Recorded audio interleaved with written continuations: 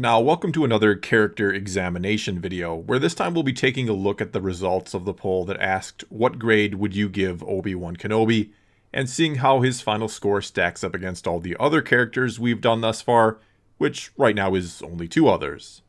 However, before we get to that, last week I asked for suggestions on what to call this series, and since I love democracy, I decided to go with the suggestion that got the most upvotes, and as far as I could tell, that came to us from someone who calls themselves a disappointed black man, who hopefully will be less disappointed after this, and they suggested calling the series Battle of the Heroes, named after the John Williams musical piece that plays when Anakin and Obi-Wan fight in Episode 3. And though I do love the name, I'm going to make a little change and call it Battle of the Heroes and Villains, since we'll be covering both. And I considered calling it Battle of the Heroes, Villains, and everything in between, since any and all characters in Star Wars are up for possible examination, but I thought that was getting a bit long-winded. Anyway, big thank you to everyone who left a suggestion, and speaking of suggestions, if you want, you can already head down to the comments and suggest what character we should do next. And to do that, simply respond to my pinned comment below with one name or upvote the name that's already there that you like, and do keep in mind that the winner is the comment that gets the most upvotes. In other words, if the same character gets suggested more than once, the votes they get will not be added up. Okay, and without further ado, let's now get to the results of the poll, where we'll see that 88% of the 63,000 voters think Obi-Wan Kenobi is deserving of an A, 10% gave him a B, which left 1% to give him a C, 0% a D, and a final 1% that thinks he is an F-level character. And when we do all the math and consider A a score of 5 and F a score of 1, Obi-Wan Kenobi ends up with a score of 4.84, which comfortably puts him into first place, a place that won't be easy to bump him from, and I think there's really only a handful of characters that have a genuine shot of doing it, and 2 of them who perhaps could have, those being Luke Skywalker and Emperor Palpatine, I think will be hurt by their appearances in the sequel trilogy.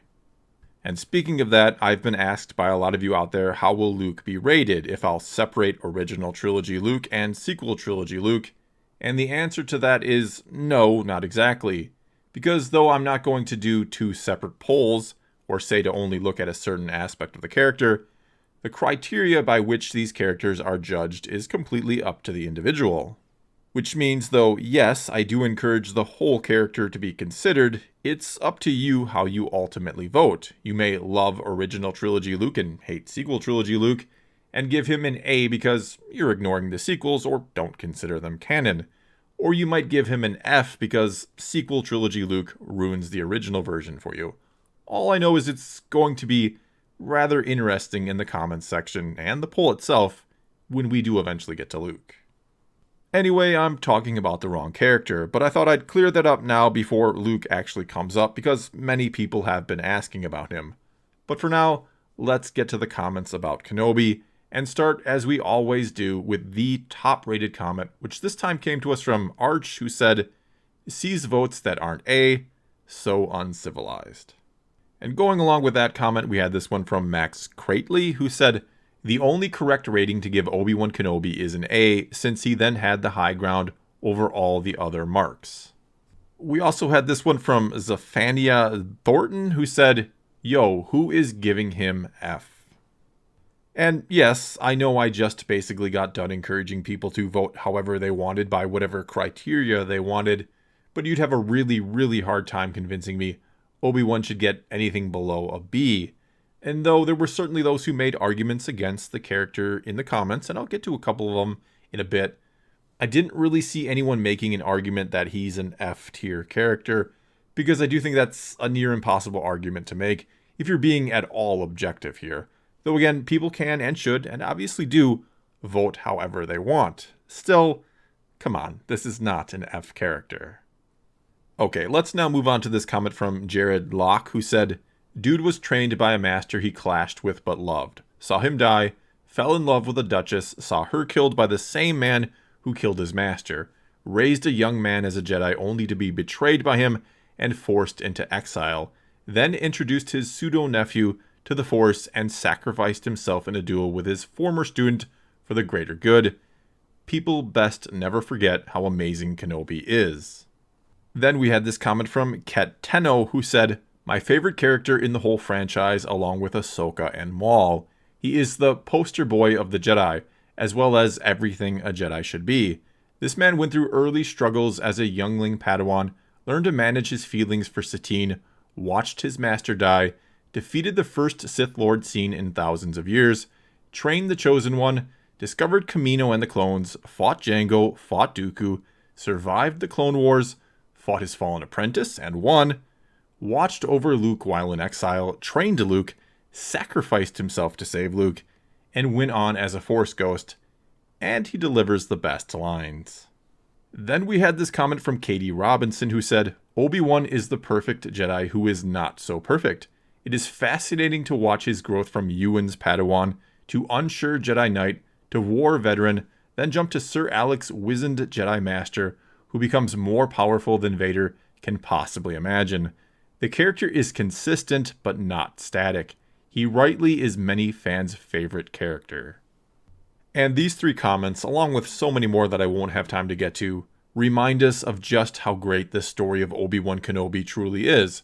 It's easily one of the most complete and well-told, start to finish, in all of Star Wars. And I love how the last comment put it here, that he's consistent but not static. And that's not easy to pull off, because the longer a character's story goes on, the harder it is to keep them interesting or from getting stale or boring, without being tempted to try something drastic that might compromise the overall integrity of the character. Not that I can think of a single example of that happening in Star Wars. Anyway, let's now move on to this comment from Zeke Kraft, who said, "Now this is finally a character who has not been tarnished as more content gets made. He's a solid, likable character who acts the way a real person might. I have nothing negative to say about Obi-Wan, which is precisely why I dread the Obi-Wan series on Disney+. I have no reason to believe they have a good story in mind, or that the story is necessary to tell. Obi-Wan is fine as is. Please just leave him alone." And I will agree with you that the Kenobi series coming up on Disney+, probably next year, is certainly one we don't need, but it's still one I'm very excited to get nonetheless, simply because of how great the character is and how well Ewan McGregor portrayed him in the prequels. If nothing else, I'm excited to see him further bridge the gap between himself or his version of the character and the one the great Sir Alec Guinness gave us in the original trilogy. And I think my biggest fear right now is that they'll try to do too much with the show. Which then brings us to this comment from Seems Like Something, who said, "A+++. Alec Guinness and Ewan McGregor. What more needs to be said?" Then there was this comment from Some Mistakes, who said, "You know a character is great when he is beloved and quality, no matter who plays him, whether in the originals, prequels, or the Clone Wars." And taking nothing away from James Arnold Taylor's version of Kenobi in the Clone Wars, what I think is so great about Ewan's Obi-Wan in the prequels is that he pulled off the very difficult task of both making the character his own, yet being true to the original version.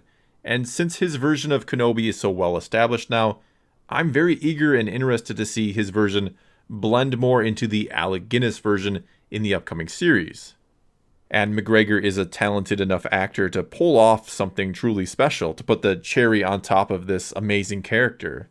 And that's what I think I'm actually most excited for, to see the character and the performance, not necessarily the story itself, though of course it's important that the story be good and all that, don't get me wrong. Basically, this needs to be more of an introspection where Ewan McGregor is given the time and space to do his thing, not some sort of epic adventure for the character. And moving on now, the next comment comes to us from Scott Brown, who said, "I know this is the Skywalker saga, but to me Obi-Wan is its backbone. He's the one who holds it all together." And no doubt, as most of you will remember, after The Force Awakens came out, there was a theory that Rey was a Kenobi, and though I didn't know if the movie had much evidence in the way of supporting it, or if it was just something people wanted to believe, and I stress wanted to believe, I did like the idea, because Obi-Wan does in many ways feel like the backbone of the saga. Hell, the prequels are just as much his story as Anakin's, if not more so in some ways. And so Rey Kenobi would have made a lot of sense story-wise. Her as a Kenobi trying to save Ben, a member of the Skywalker saga, makes sense. Especially in hindsight, it makes a lot more sense than her being a Palpatine, I feel. Okay, moving on here, we have this comment from Ricky Parmare, who said, he failed as a teacher and lost to Dooku twice. We also have this comment from Ronnie P, who said, he would be an A if he didn't leave Anakin on Mustafar, left his best friend and brother to die. Okay, again here, you can judge the character by whatever standards you'd like. I encourage that, in fact. But I'd argue the failures of Obi-Wan are part of what makes him a great character. The fact that he kept persevering despite everything that had happened to him.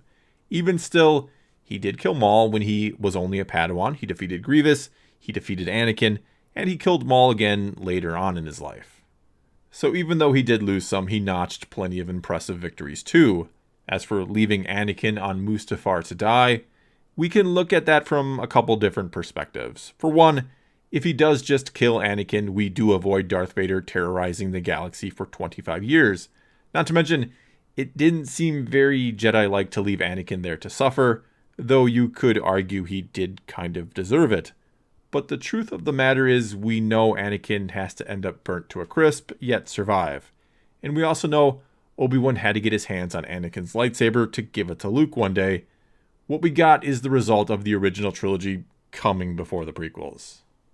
Alright, next up here we have this comment from Daniel Polglaze, who said, a great character, but in my opinion a bad Jedi, as his allegiance is to the Republic to democracy. I think that he got caught up in politics.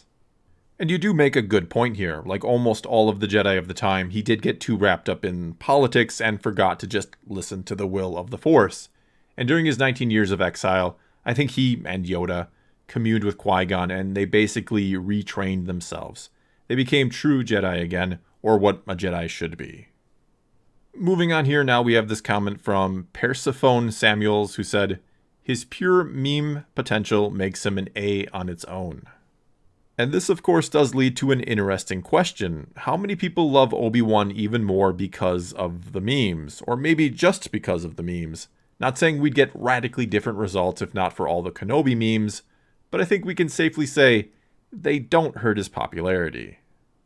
Okay, and let's get to just a few more comments now before wrapping this up, starting with Communist Zenaro, who said, without Clone Wars, he'd still be quite a solid A, but oh man, the Clone Wars is just giving him all the star treatment.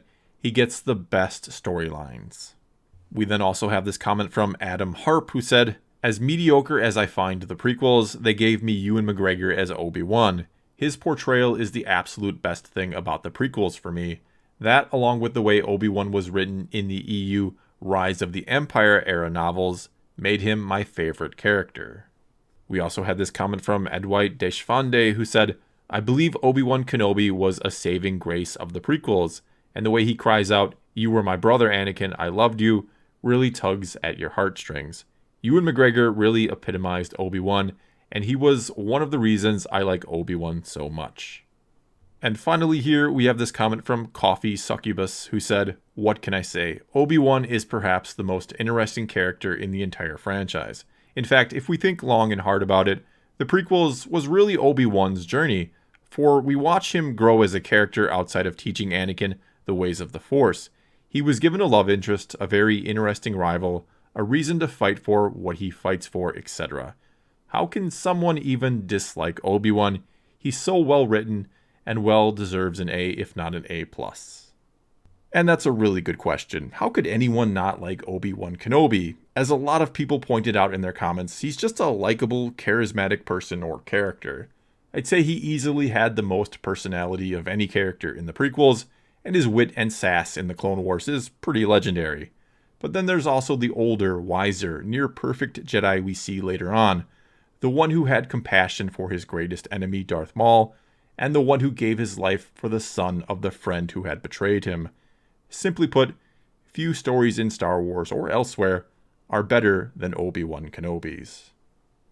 Well, that's all I've got for you this time. Now it's your turn to tell me what you think of Kenobi, or to tell me what you think of what I or anyone else had to say about him in this video. You can also feel free to suggest or vote on the next character we should do. Either way, do leave a comment below and let's talk some Star Wars. And until next time, thanks for watching.